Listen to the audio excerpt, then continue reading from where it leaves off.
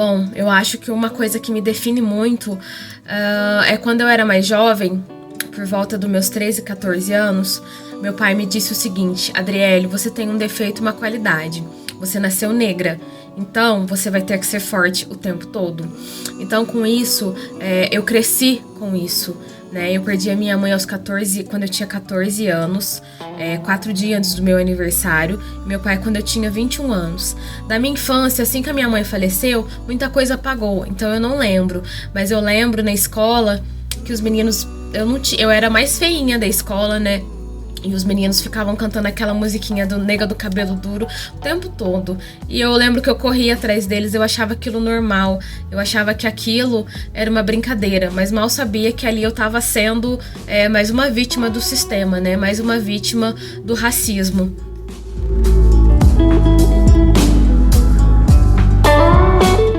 E passando essa fase da escola... eu comecei a conhecer outras pessoas e o meu meio, ele era 101% branco. Eu não tinha pessoas negras para ter referência. A minha mãe era diarista e meu pai trabalhava na época como servidor público. Então, era a base que eu tinha. A minha família era eu e as minhas irmãs. E nesse meio tempo, fiquei um pouco perdida na vida, não sabia exatamente o que eu faria, até que eu consegui arrumar um emprego com 14 anos. E aí eu comecei a trabalhar numa loja. Pra mim foi um divisor de águas quando eu comecei a trabalhar. De lá pra cá eu não trabalhei. Então eu já trabalhei como vendedora, eu já trabalhei como faxineira, já trabalhei como camareira em hotel, já trabalhei em cozinha de restaurante. Até que o divisor de águas foi quando eu entrei numa empresa como auxiliar de produção. E eu lembro que teve um processo seletivo pra secretária. E eu lembro que eu ouvi assim... Naquele dia eu chorei muito.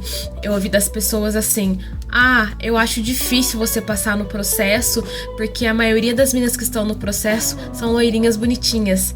Eu lembro que eu ouvi aquilo me doeu muito naquele momento. E eu vi que naquele momento eu precisava ser forte. E aí eu lembro que uma das coisas cruciais era Excel. Eu não tinha o Excel. Então eu peguei vídeos no YouTube, comecei a estudar bastante pra fazer o processo e passei. Naquele dia que falaram pra mim, passei, parecia que tinha descido assim um peso de culpa, um peso de será que é isso pra mim? Que é sem explicação. Consegui passar pro processo pra ser como secretária. Passando pra secretária, eu também sofri um tipo de racismo que eu achava que era brincadeira. Tinha uma pessoa do setor, ele me tratava muito bem, mas em compensação ele fazia brincadeiras assim: agora no setor é cotista? Ah lá, a cotista do setor. Então eu passei muito tempo ouvindo isso e achando isso normal, sabe? Achando que era normal isso, romantizando essa situação. Até que chegou no ouvido das pessoas, dos diretores, eles ficaram sabendo e mandaram essa pessoa embora. Nessa empresa eu fui muito feliz. Ali eu era totalmente aceita como eu era, sabe? Eu fui muito feliz ali, só que chegou uma hora que eu vi que não era mais pra mim, que a gente tem... Tudo na vida eu acho que é um ciclo, né? A gente tem um ciclo onde tudo começa e onde tudo termina. E eu achei que o meu ciclo terminou ali. E eu saí dessa empresa.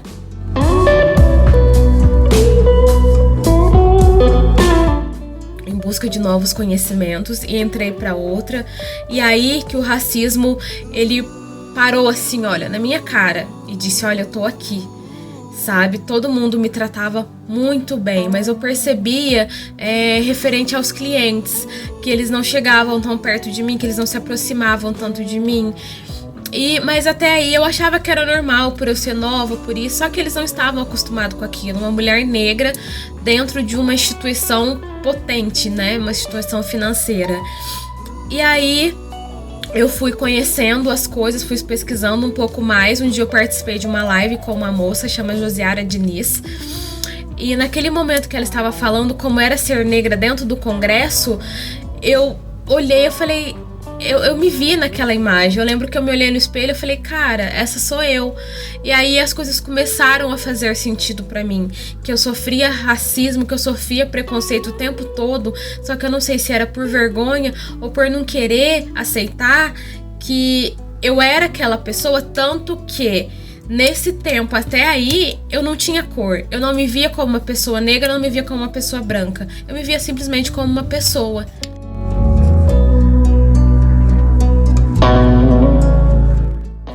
Então eu vi que eu precisava fazer alguma coisa, eu não estava num lugar feliz, eu não estava satisfeita.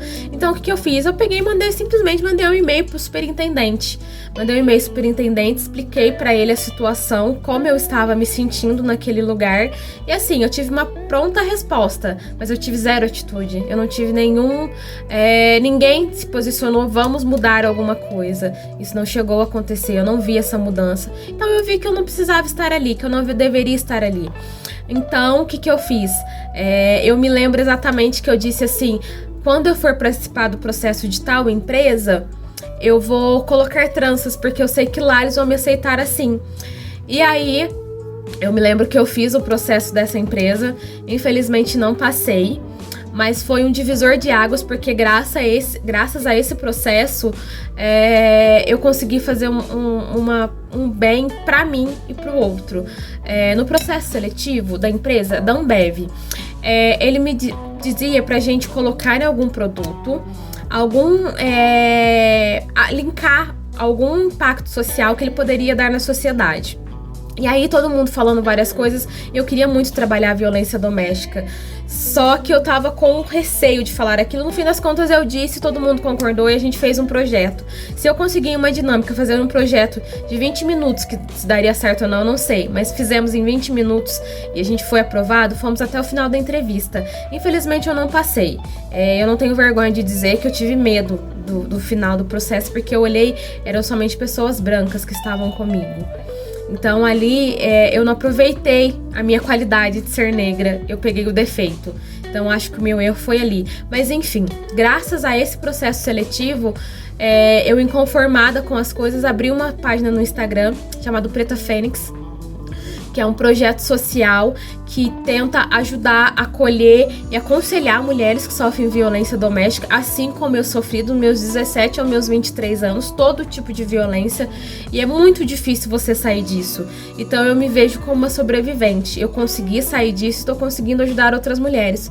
Comecei pequena, até que tem um outro grupo também, chama Dorcas Ministério, que aí a gente se uniu e hoje em dia a gente tem advogados e psicólogos que dão atendimento gratuito para essas mulheres. Então a gente tá caminhando ainda, né? É um projeto novo, a gente tá caminhando, mas a gente já conseguiu na semana passada fazer a nossa primeira turma de terapia gratuita. Então aos poucos a gente consegue mudar o mundo. Aos pouquinhos eu acho que com uma atitude que eu precisei sair da minha zona de conforto, eu consegui fazer uma coisa que impacta na vida de todas as pessoas. E é isso que eu quero fazer, eu quero dar oportunidade para outras pessoas, oportunidades que eu mesma não tive. Então, no momento que eu decidi fazer uma transição de carreira, ir para o RH mesmo sem ter experiência nenhuma, foi para isso. Eu posso não ter a experiência, os diplomas, as certificações, tudo que um profissional de RH tem, mas eu tenho brilho nos olhos, eu tenho amor e paixão pelas pessoas. Eu acho que a partir do momento que você tem isso, eu acho que tudo se torna mais fácil. Então, enfim, eu sou a Adriele, uma mulher negra de 28 anos que mora no interior de Minas Gerais, numa região que é considerada como pobre, zona sul de Poços de Caldas, e vim aqui hoje contar a minha história para você. E a mulher que mais me inspira sou eu mesma, porque eu sou uma sobrevivente. Zé Solessi, Mercedes Batista de Nancy, Aida Ciata, que ela é mãe Beata e Araci. Pele preta dessa terra, é bandeira de guerra porque eu vi. Se é Conceição ou Dandará, pra matar preconceito eu renasci.